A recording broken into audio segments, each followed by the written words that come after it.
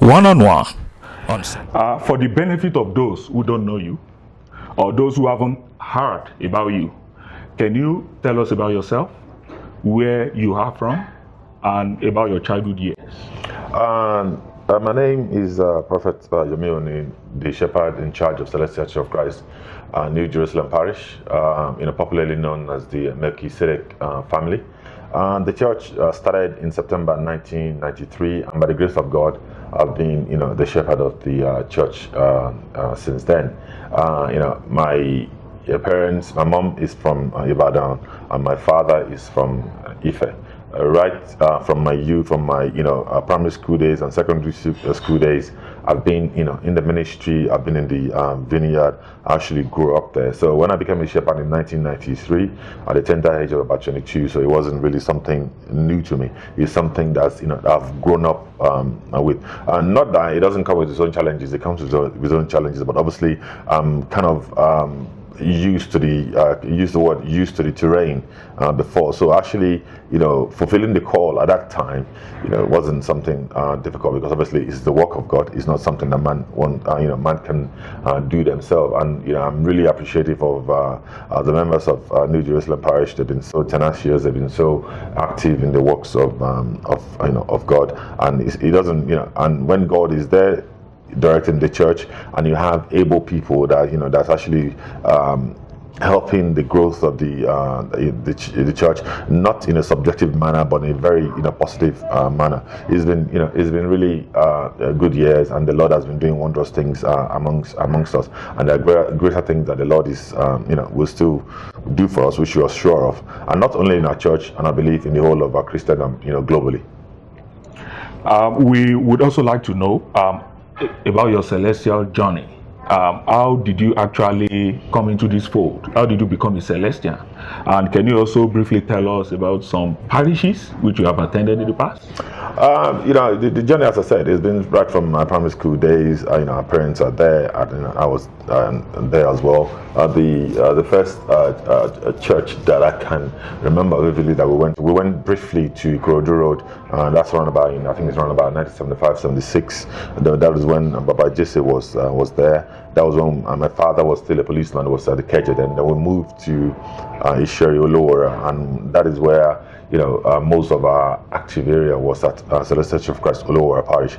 I think they probably call it Olowa Lafia parish now. It is the only church in that area apart from Isheri, which is directed by, I believe, I need to get the title right. Maybe it's Venerable Evangelist Babatori Olao. I'm sure he's a venerable evangelist. I'm not, I don't know. It might be assistant venerable, it might be venerable. I'm sure it's probably venerable. Babatori Olao, I call him. He's been, there as well. So we grew up in that until my late father founded Celestial Church of Christ, Jordan Parish in Agbori. Agbori is on the other side of the river after Alakpere, and that church was founded around about 1981.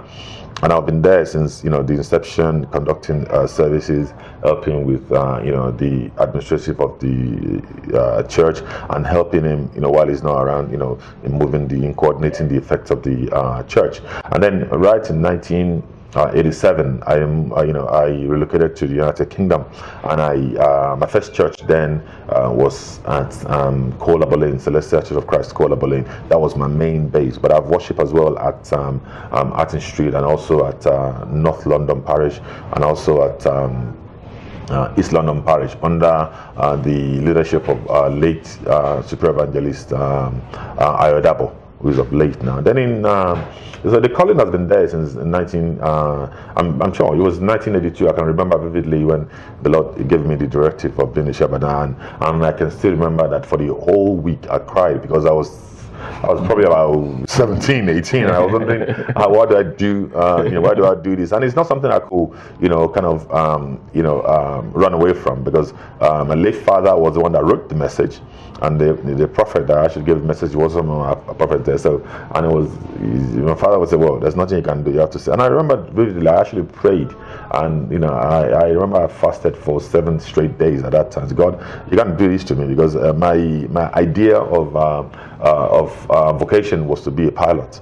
and I did every single thing to that in palace. If you grant me now as a church, worker, and that's my ambition gone to. But as the Lord will have it, every single thing didn't actually work out. Then I came to United Kingdom.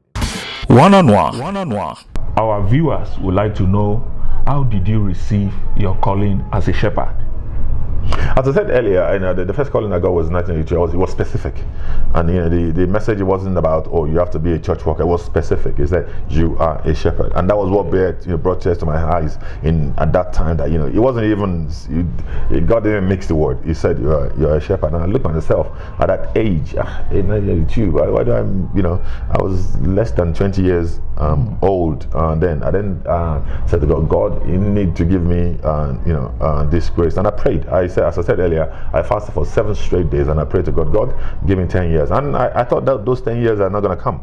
I thought that the 10 years are like about 100 years until I then, I can probably say it's like Jonah. I left Nigeria, and I thought that because I've left Nigeria, that is that job, gone. Until I got to the UK, and we're in the church. We're active in the church. Myself and Wolifemi Oluwole, Benga Showande, Wole Lekan, I think he's in America, and now Evangelist John Mafuruka, who is the shepherd of Covenant of God Parish now.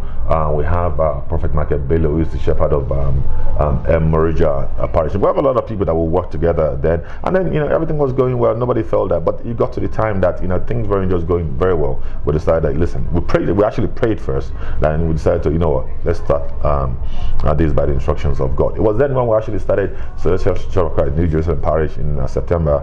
I think it's 21st or 1993. I then, sat down after about 6 or a few weeks after. Listen, you are set for 10 years grace from 1982.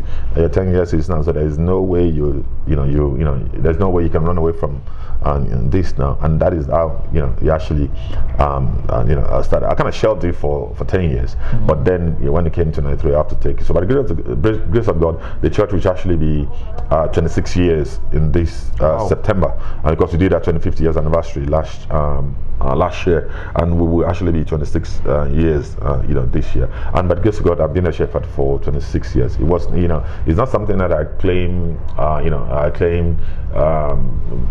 glory for, because it all belongs to God. God has just been steadfast to us. He has been supporting us in every area. When we hit a red light, He's always there with us at that red light. When we hit an amber light, He's always there. When we say go, we go. When we get to the green light. So it's been difficult, but it has been difficult, but not difficult, because we always look at it as if it is the work of God. Let's throw it at the bottom of the cross, and when we throw the challenges at the bottom of the cross, Christ can then direct us on the best way to deal with those challenges, rather than looking for quick fixes around them.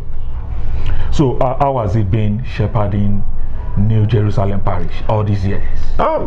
It's been I can't say it's been difficult, because what I'm mean is that God has been gracious to us, but it's just that there is no church, or there is no pastor or reverend or shepherd that they don't have their challenges. So the challenges has been there right from the beginning. And one of the few challenges we had was that we were very young when we started, so a lot of people didn't actually take us seriously.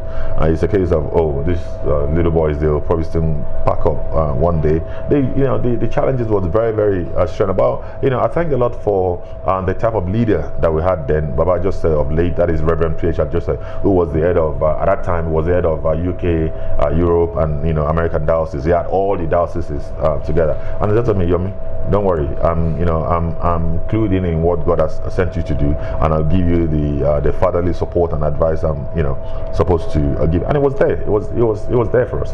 It was there for us all the time. We did vigil at he used to live in Billington Road at that time. We did vigil in Billington Road. We would come to the church even when we don't have a permanent place of worship. Then he always calls us, counsels us. We go to Billington Road, and when we got our first place of worship, it was there with us before we opened doing vigil with us. So we actually had a very good, a solid, fatherly start. Obviously, not in the place of God. God is in his own place, but we have an icon of Celestial Church of Christ who he was able to tell us from the beginning that Yomi, that is wrong. I mean, that is the way it's been done. And forget about the way people do it. That is the right way that you need to do it. And when some of the elders were really challenging our calling, then it was there with us, and not against the elders, but it was just telling us that, listen, just do what you're supposed to do. When they call you, respond to them, but know that you got God's backing, and you had my backing. So we started, and the first place that we started was I think the place is called Fast Forward Youth Center. It's just run about Peckham. We only do Sunday services there at that time. So because we were only 12, and at that time we were called a family of 12, and that's why. But when you look at the Celestial Church of Christ today, every church is now attributing that word family to them. Oh, that's right. Everybody's about, we started with that in 93 because we were called a family of 12. So if you call us a family of 12 or family of whatever, we're still a family. So that's where that word Melchizedek family came from, which is what a lot of other churches are now adopting. I mean, we've been there since 93, and it is not a step that we orchestrated ourselves. It is a step that was orchestrated by God for us, and we have been there. And from there we got a unit just off the Old Kent Road that we're using, and then the first New Year's service that we did in 1993, we finished the service on the 31st of December, and then we finished the service on the 31st of December 1994, and we just found out that same night, we've been boggled. They took every single instrument that we've gathered for about 2 years. Then that really didn't stop us, because the Lord has really been faithful with us, with the type of members that were very tenacious. They are just ready to do the work of God, because obviously they saw the seal that I put in it as well, and they are reciprocating with the same stand. So time we gathered that together.